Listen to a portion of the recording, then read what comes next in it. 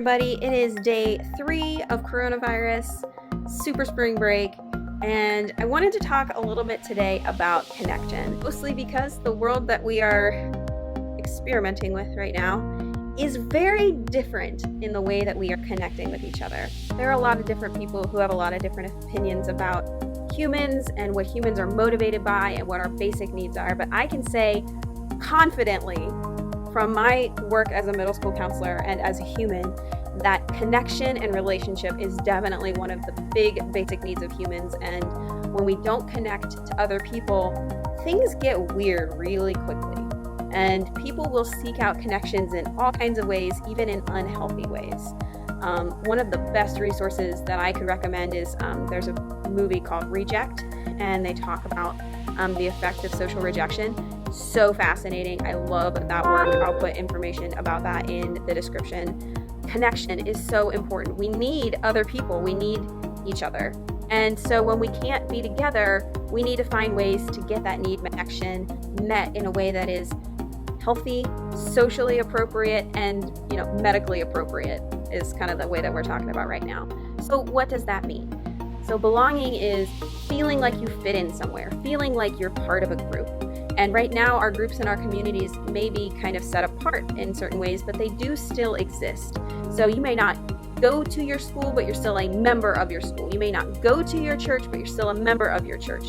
You may not meet with all of your friends all in one place, but you can still be in a group chat with all of them. We talked yesterday about how important social distancing is and how important it is to maintain distance from people who are medically vulnerable, but it's also important to make sure that we're still connecting with each other. And even though people may need to be separated for medical reasons or for whatever reason, we still want to make sure we're talking to each other. So pick up the phone if you have a phone and call somebody, or if at all possible, video chat with somebody. Like text messaging is great, like, hey, don't forget to get me the milk, right? But it's really not as good for getting that need met where I see you, you see me, and we connect on a level that is just fundamentally human, right? That's not going to get met the same way with a text message.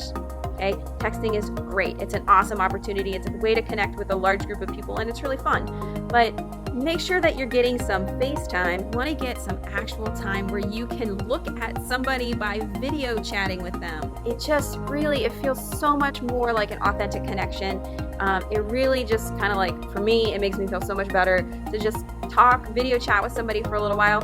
I have a really good friend, her name's Becca. We used to work together. We still, even every couple months, we video chat together, and it may not even be a super long conversation, maybe the same as a cup of coffee, but I feel so much more connected to her by doing those video chats. And there's something about being with somebody in the same room. You can see each other, you can see their face, right? And this is why texting can lead to some really awkward moments, because you can't see. Texting doesn't contain tone. Texting doesn't contain body language. Texting doesn't contain facial expressions. But you know what does?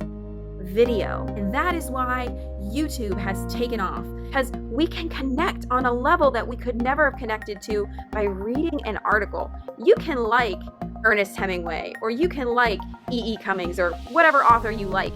But it really is not the same as sitting down and watching every video that John and Hank Green have ever made. You watch their video, and then you read their book, and you are connected to them as a person, and it's just a completely different modern experience. Remember how important it is to connect to other people, and when we're thinking about those people that we're wanting to protect, the vulnerable people, having empathy for them and their needs, they need connection too. And a lot of times they may not be as savvy with technology, so they may need you to take the lead on that one. If you all have Apple, just FaceTime them. Then all they have to do is answer. And if it's not possible to set up the video stuff right now, at least make a phone call. I promise you it makes such a difference.